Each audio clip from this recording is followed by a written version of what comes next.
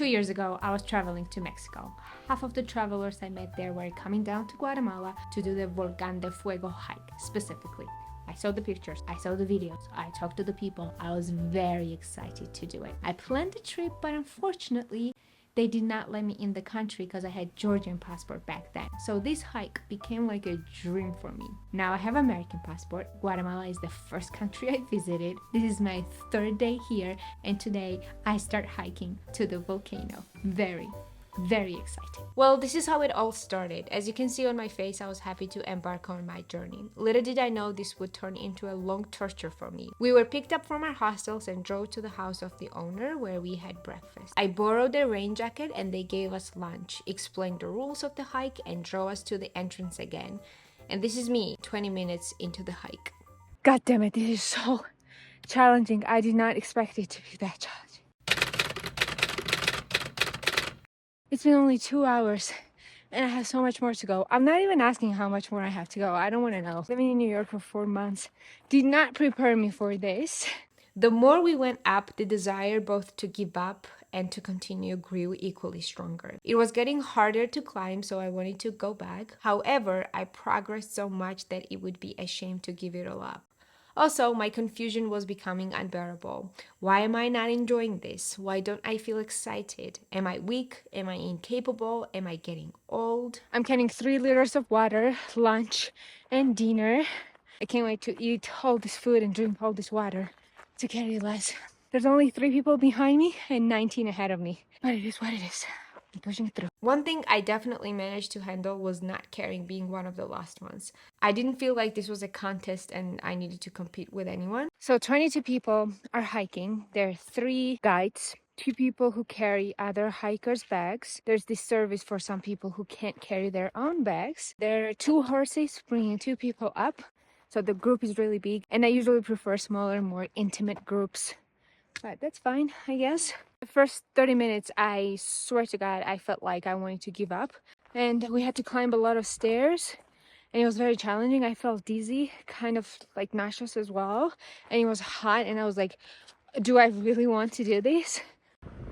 There it is, the Volcan de Fuego. The track is more or less flat right now, so it's easier for everybody. And I'm still one of the last ones, but I don't care. And there's this optional extra hike for adventurous spirits. I don't know if I'm gonna do it because I feel tired.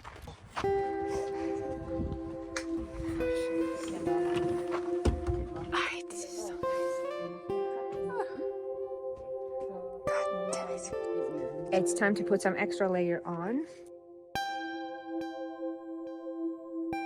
It's getting really cloudy. I don't think we're gonna be able to see any flames tonight.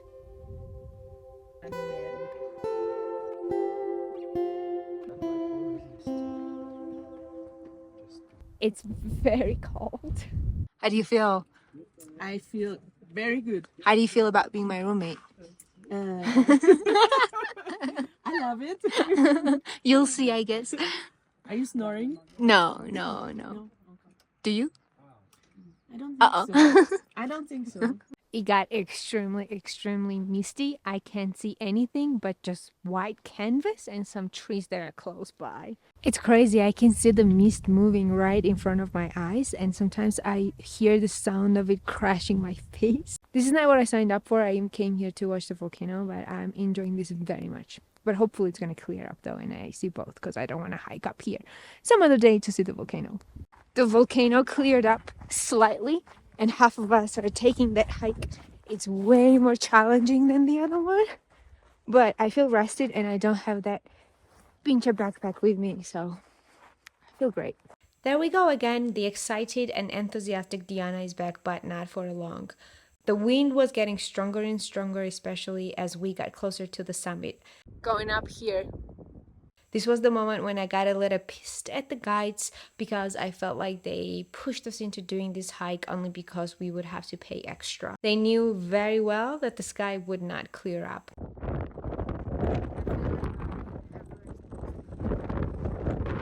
At some point, we all got so worried about falling off of this mountain that we had to hold hands and make a long chain to fight the wind together. Also, it's fair to say that everything I saw here was mind blowing. It felt like I was on another planet.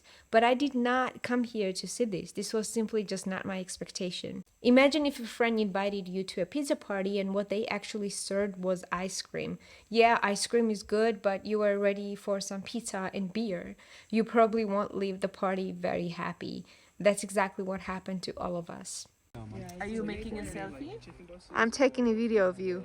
Of me? Yeah. See? Like right at the corner. No, no, you have to be careful. I'm freezing.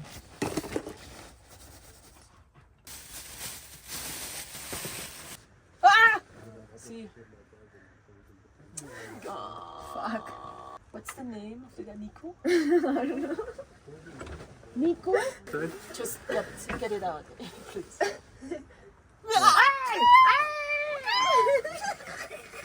That's so girlish of us.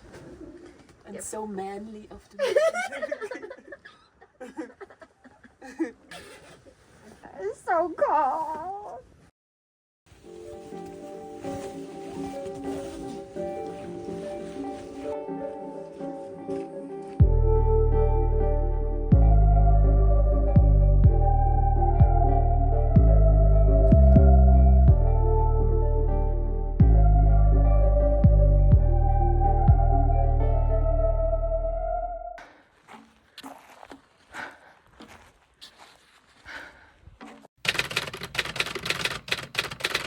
I expected to feel a sense of accomplishment here, a little bit of happiness, but I felt nothing. So many things happened to me on this 2 days journey.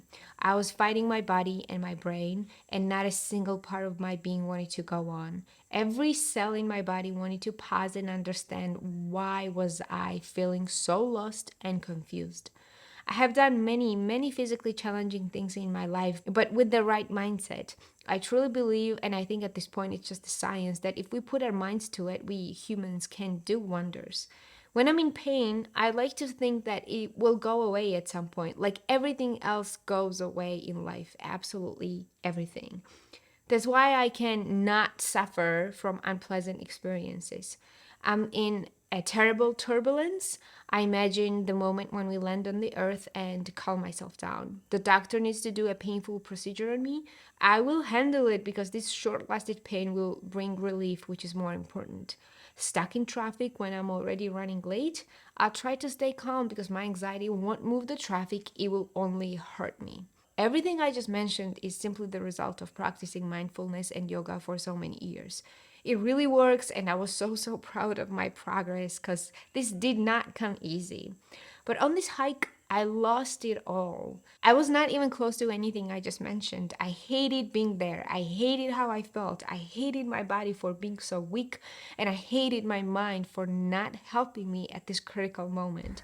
Well, I'm leaving without seeing the lava, which is a shame, but you can't do anything. It's just the nature.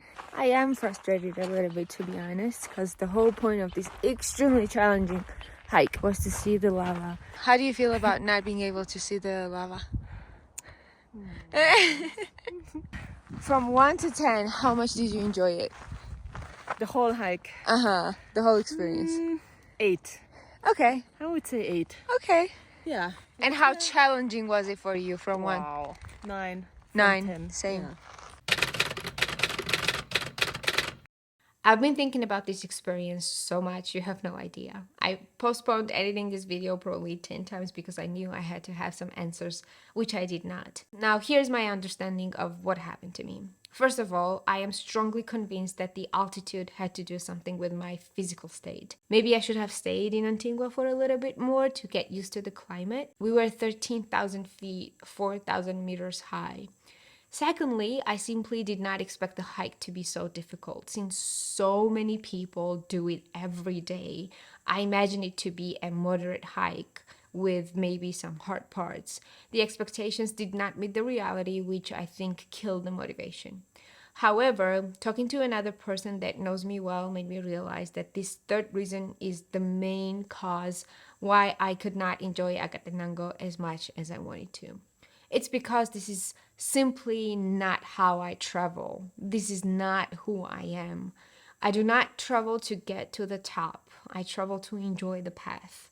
I do not thrive in a group of 25 strangers. I thrive alone in the nature or with a few friends. I do not chase the places. I relish the journey that gets me there. I didn't have the option of walking at my own pace. I could not stop and enjoy nature like I wanted to. Most of the shots I took was while walking. Volcanoes have always been very far away from me. I've never ever imagined seeing a volcano in my life.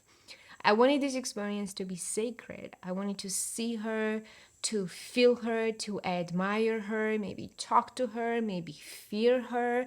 I could not do any of this because 25 or so people were waiting for me.